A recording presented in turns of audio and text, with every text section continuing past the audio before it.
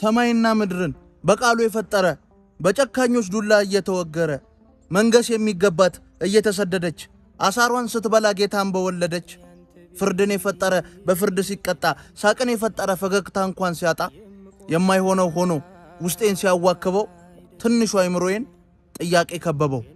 ጥያቄ 1 ቤተ መንግሥት የሚያንስበት የሱ ሆኖ ምድር ጫካው በግርግም ውስጥ የሚወለድ ክርስቶስን ግን ምን ነካው? ወንድ ሳታውቅ የጸነሰች ያልታረሰች ተደላድላ አምላክ ወልዳ የምትሰደድ ድንግል ማርያም ምን በድላ? ጥያቄ 2 አምላክ ሆኖ ለሰው ሰው ሆኖ ለዓለም መዳን የተረፈ ያውም በእናቱ ፊት ለምን ተገረፈ? ጀርባውን ሲልጡት በአጥንት ጅራፍ ልጅሽ ላይ ያቄሙ ማርያም ሆይ ንገሪኝ የወለድሽው ልጅሽ እፊትሽ ሲገረፍ እንዴት ነው ህመሙ?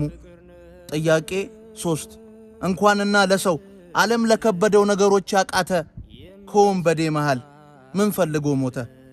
ለሚል ጥያቄ በዓለም አደባባይ የመሰቀል ምሱ አንጀት ይበጥሳል እንዴት ተሰቃየው ለኔ ሲሆን መልሱ።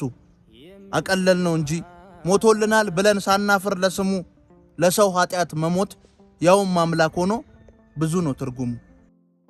በዚህ በጾም ወቅት ስለኛ የሚጾሙ ስለኛ የሚጸልዩ ስለኛ የሚቆሙ የሙታን ሳማር ቅዱስ ሚካኤል ገዳም አባቶች በበዓት ችግር እየተሰቃዩ ስለሆነ እንድረስላቸው።